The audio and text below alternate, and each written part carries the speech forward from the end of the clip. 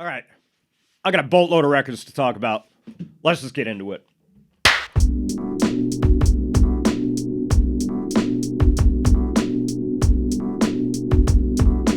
What's going on, everybody? This is Sean of Raw Select Music, and I am back with another record roundup video. I was gonna do individual dedicated videos to all of these guys, but the problem was I got kind of lazy and unmotivated and just really didn't feel like making a script for them. So rather than continuously sitting on them and not doing anything with them, I figured, what the hell, I'm gonna rapid fire go through all of these guys and let you know if I think they're worth checking out. So with that being said, yeah, let's talk about these guys.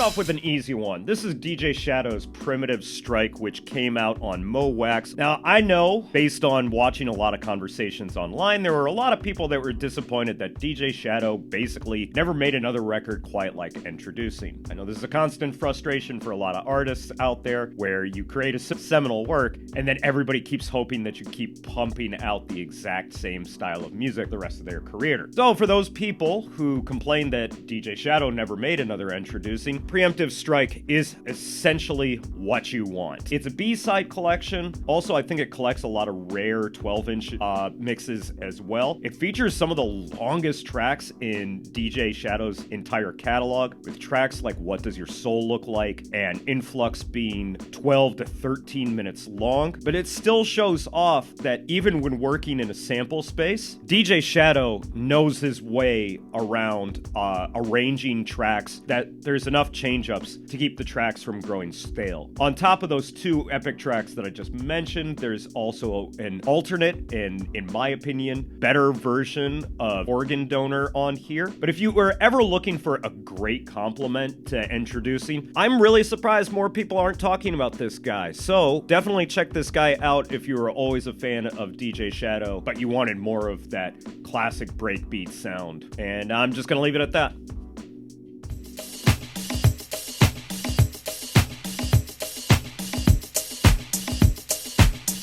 All right, another quick one, and this one I can't really speak to with any real detail, but I picked it up a little while ago, and I thought it was worth mentioning nonetheless. And that's Kizza's Dig and Edit. He's a member of a DJ slash, I want to say hip-hop group in Japan called Forces of Nature, and this project is absolutely nothing like that. It goes more into, as the title would suggest, a more disco, Balearic, whatever the fuck that word means. Seriously, somebody tell me, what is Balearic? I still don't understand. But anyways, they're a lot of low tempo to mid tempo disco edits, a lot of like super sharp loops that just repeat over and over. And while that may sound like it's kind of a knock, it's really not. These tracks are really hypnotic. Some of them lean a little bit more electronic. Some of them lean a little bit more into straight disco edit territory, but they're all super DJ friendly, hard hitting drums, definitely a lot of thick grooves on here, and a lot of fun to play out. I've been popping these into my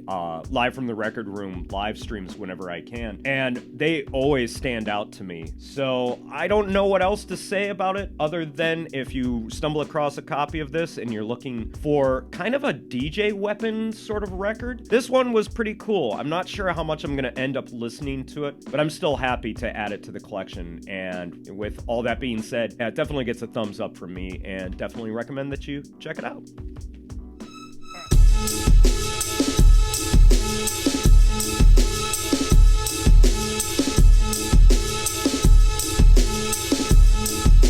Guy right here, Drums of the Jungle, inspired by MED and Guilty Simpson's Child of the Jungle LP, released on Bang Your Head Records this year. And essentially what it is just an instrumental record from all the beats from the aforementioned Child of the Jungle record. And holy shit, the beats on here are so fucking good. And it is literally a who's list of beat makers and producers on here. It kicks off with one of the nastiest beats I think Madlib has made in recent memory. Knots shows up here with a kind of low-key banger. Same with Kareem Riggins later on. And on top of that, you've got two fantastic tracks from one of my personal favorite producers, 14KT, who does something a little bit more off-kilter to really create something that's very unique. And it's peppered with really fantastic interludes that actually stand out on their own and do a really good job of creating a flow for this. So absolutely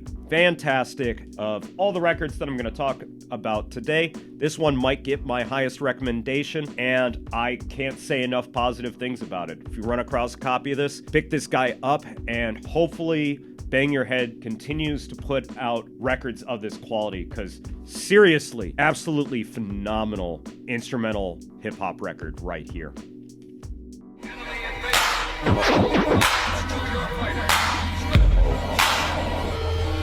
Speaking of which, another MED record that I wanted to just knock out, I picked it up recently, is one from a little while ago. This is Axel F, J-Rock and MED theme music, and similarly to Drums of the Jungle, there's just so many great beats on here. For as lauded as J-Rock is as a DJ, he definitely does not get enough shine as a beat maker, because the beats on here, honest to God, there isn't a weak beat on here. J-Rock does bangers, he does soul loops, he does drum funk. There's everything that you could possibly imagine when it comes to the different types of hip-hop instrumentals. J-Rock does it, and does it in spades. And there's just great little moments on here. MED actually provides what I think are some of his best verses that I've heard. Truth be told, there really isn't a weak moment on here. This seems like it was one of the more under-celebrated records of that time period. And that's really a shame, because this is an absolutely fantastic release. And if you haven't picked it up, highly recommend that you do. It's the vibe, baby. Here we go. The vibe from the top. The vibe, baby. Set it off. Vibe. Keep it moving. The vibe, baby. Here we go. Vibe from the top. The vibe, baby. Set it off. Vibe. Keep it moving. It's the vibe, baby. We have yet another Tall Black Guy record from this year. Tall Black Guy and Ozzy Moore of Process and Progression. And honestly, I don't really have that much to say about it. If you're a fan of Tall Black Guy, you're probably going to want to pick this up, as it still continues to show off why Tall Black Guy is one of the best beat makers / music producers out there. He's definitely moved further and further away from sample-based music making, but that's okay, because his chops as a keyboardist seem to just keep improving. And while there are still some sample chops on here, it really is just sort of the combination of his jazzy, atmospheric, laid-back, sophisticated keys on here over some absolutely ridiculous rolling drums. He really is in a league of his own when it comes to his drum programming, as he constantly keeps shifting things and making his drums sound as if they're being played by a musician. And it is really just quite the accomplishment that he can make his stuff sound so live and organic and so natural. So there's that aspect of it. And then on top of that, Ozzy Moore does a pretty good job in terms of providing some pretty thought-provoking, pretty reflective, pretty cool verses on here. I won't say that it all stands out to me, but for the most part, he doesn't detract from the music on here. And truth be told, I feel like these guys complement each other quite nicely. So if you haven't checked out this project, definitely check this one out if you want a more pure Tall Black Guy experience. Remember, Airplane Mode came out this year. Go check out my review for that record over here. And all I can say is, yeah, it's another Tall Black Guy sure shot, so you're definitely not going to be disappointed.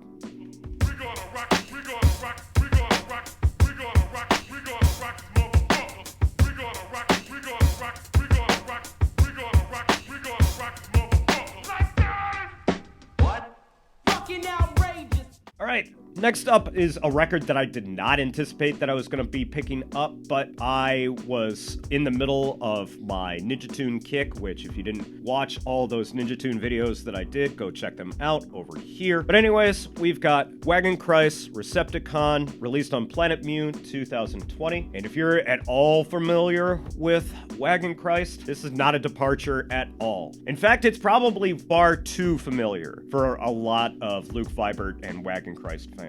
And that's seemingly just because he doesn't seem at all concerned about switching up his sound at this point. In fact, he seems so unconcerned. He's using a lot of the old samples that he's been using on records for eons. And yet, that still doesn't take away from the fact that this is a very charming, very cute, very cool, very funky, very inventive, very creative record. I don't know, like, I kind of agree with the naysayers, but at the same time, I kind of want to tell them to go fuck themselves, because this is a Wagon Christ record through and through, and at this point, are you really expecting that he's going to switch up his sound that much? He's basically been releasing a variation of the same sound for over the last 20 to 25 years. So I don't know what you were expecting. I got exactly what I was hoping for. Bouncy, ridiculous keyboards over some cartoonish, almost carnival-esque melodies, with some brief moments of reflective, almost beautiful moments. There are some really, really cool switch-ups on here, specifically on the track Boogie Serious. I don't care that he used the Michael Jackson sample again. The way that beat flips is absolutely ridiculous, and once you hear it, you'll know exactly what I'm talking about. The one thing I will say is that he seemingly has moved away from putting a lot of drum and bass sounds into here. In fact, I think there's only one drum and bass track, and the rest is either the usual downbeat trip-hop sound that he's been doing over some acidy bass lines and sub-bass, and basically everything else that you would associate. The one thing I will say, if you're only familiar with Wagon Christ's earlier stuff, that the stuff on here isn't nearly as sample heavy in terms of melodic samples, and the samples on here are mostly just a lot of random sound effects and random voices. But even still, Wagon Christ still shows off that he's got a knack for melody, for some funky drums, and he's still one of the few music producers out there that has a definitive sound. I've been a fan of Luke Vibert and Wagon Christ and all of his different pseudonyms for years. If you're looking for more Wagon Christ, definitely can't go wrong with this. And I'd actually also recommend it as a starting record, as it's pretty easy to get into. There's only like one or two kind of obnoxious tracks on here, and the majority of the stuff on here is really funky, really accessible, and really cool, honestly. So yeah, Wagon Christ Recepticon, another great addition to my record collection, and definitely comes highly recommended from me.